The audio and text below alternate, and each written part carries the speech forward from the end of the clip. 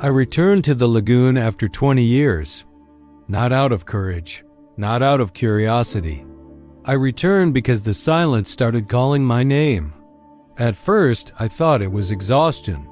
Sleepless nights stacking on top of each other, the mind slipping when the body can no longer pretend everything is normal. But this silence was different. It wasn't the absence of sound. It was a presence, dense, heavy, something that occupied space inside my head. At night, when everything went still, I felt as if something was standing behind me, breathing far too slowly to be human. Whenever I turned around, there was nothing there. And yet, the sensation remained, patient, observant. Then the images began. The surface of the water, still, dark, smooth, reflecting a sky that didn't belong to this world. The lagoon had always been there, hidden beyond the crook pine forest, far from the road, far from the houses, far from anything that wanted to stay alive for too long. In the village, people never spoke about it without lowering their voices. Some called it Dead Bottom Lagoon. Others simply said, "That place." When I was a child, I asked why. No one ever answered. The stories existed, but they were broken, incomplete. Children who heard their names whispered from the water. Dogs that refused to approach the shore, growling at something no one could see. Nights when strange sounds echoed from beneath the lagoon, wet noises, dull knocks, dragging movements, as if something massive was slowly shifting below. No one ever described what it was. No one ever said what it looked like. They all repeated the same warning, "Don't stare for too long." When I finally arrived, the lagoon felt wrong, not smaller, not larger, wrong. The air was cold and heavy, carrying a metallic smell that clung to the back of my throat. The trees stood unnaturally still, as if the wind had forgotten this place. No birds, no insects, and the water did not move, no ripples, no reflections. It was as if the lagoon absorbed light instead of returning it. I stood at the edge for a long time. Time itself felt unreliable there. Fear didn't arrive as thoughts, it manifested as physical sensation, a constant pressure in my chest, a shiver that refused to fade, a low hum in my ears like a sound that never fully formed. When I took a step forward, I heard it, not a splash, not a loud noise.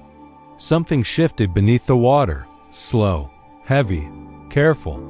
The surface of the lagoon subtly deformed as if it had taken a deep breath. I stepped back. That was when I felt it. I wasn't alone. There was no one in sight, yet the air around me grew thick.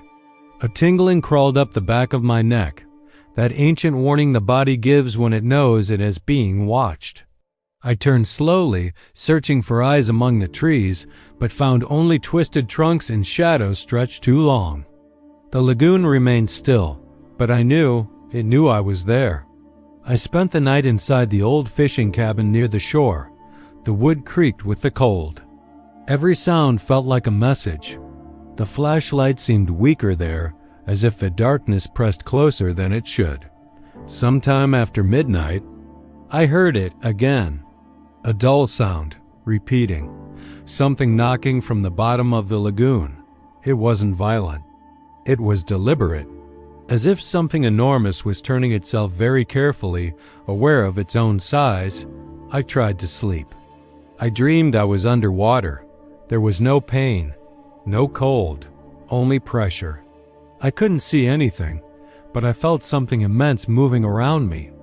It never touched me. It never needed to.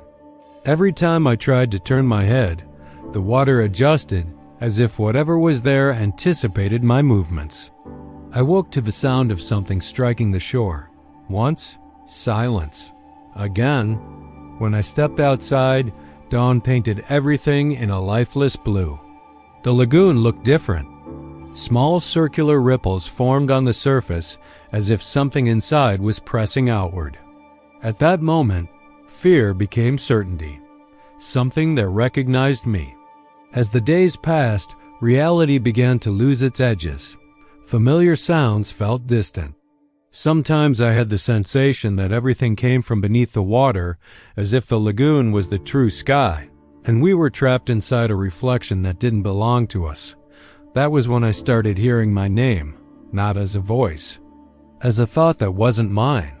It came with pressure inside my skull, as if something was trying to remember me, or reminding me of who I had been there before.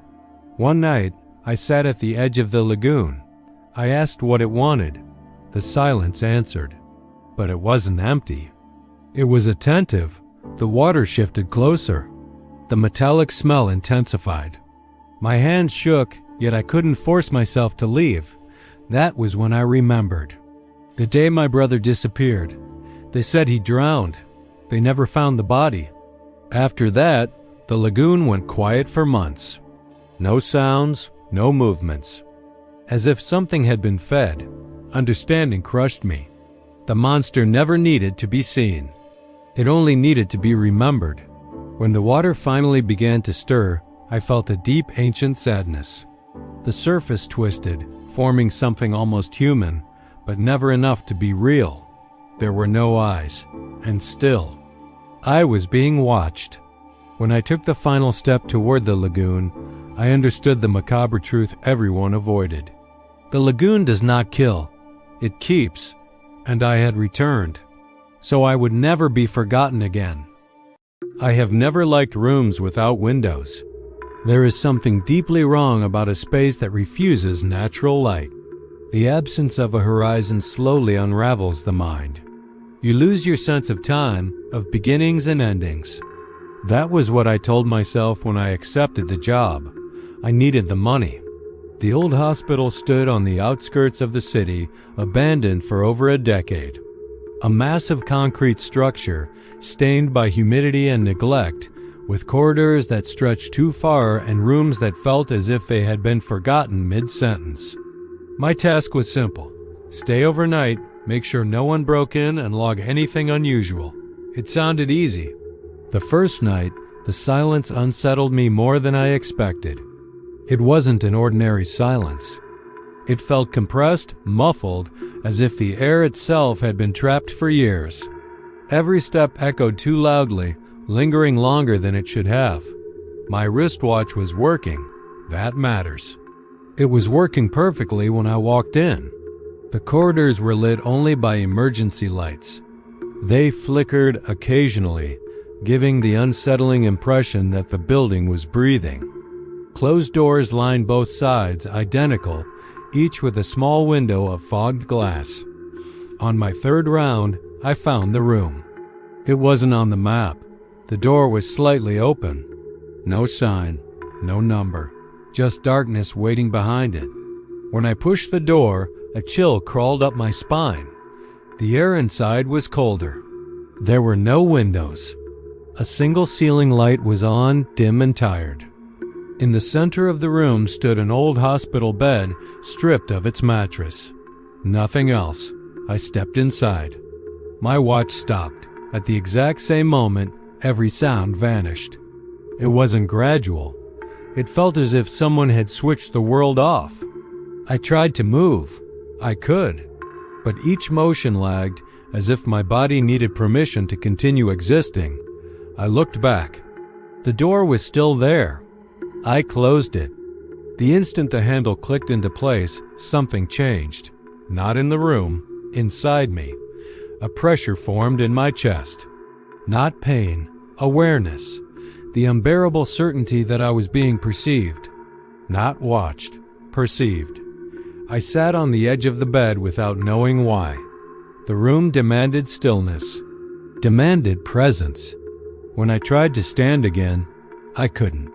Not because of force, because of time. The room felt stretched, as if each second had been diluted into something larger. I inhaled deeply. The air felt old, reused, as though it had passed through many lungs before mine. Then I heard it. A low sound, rhythmic, like a distant heartbeat out of sync. I looked around. The walls were too clean, no cracks, no stains. That disturbed me more than decay ever could. Old places are meant to carry scars. This one didn't. It was preserved. The sound grew closer. It didn't come from outside. It came from the room. From me. My breathing slowed on its own. My thoughts began to stretch. A single idea took far too long to finish. I raised my hand, watched it move. It moved wrong, too fluid, as if it were passing through an invisible liquid. I tried to scream. My mouth opened. No sound came out. That was when I realized I wasn't alone. There was no other person. But there were impressions in the air, distortions, delays in the light, shapes that only existed when I refused to look directly at them. Something shared the room with me, and it did not move through time the way I did. Slowly, I understood. That place did not trap people. It trapped moments. Each breath felt like it lasted minutes or hours. There was no way to tell. My watch remained frozen. Then the memories began to leak. Not mine. I saw a woman lying on the bed screaming without sound. A man pounding on the door from the inside. Children sitting on the floor, waiting for something that never came. All of them still, all of them stretched across the same eternal second. The room did not heal. It interrupted. When the door finally opened on its own, corridor light flooded in like violence. Time snapped back with brutal force. I collapsed onto the floor, gasping. My watch started again. Only seconds had passed. I ran. The next morning I quit. I never told anyone. But sometimes, in absolute silence, I feel that same delay in the air. And I know the room is still there, waiting, because time never stopped. It was only stored away.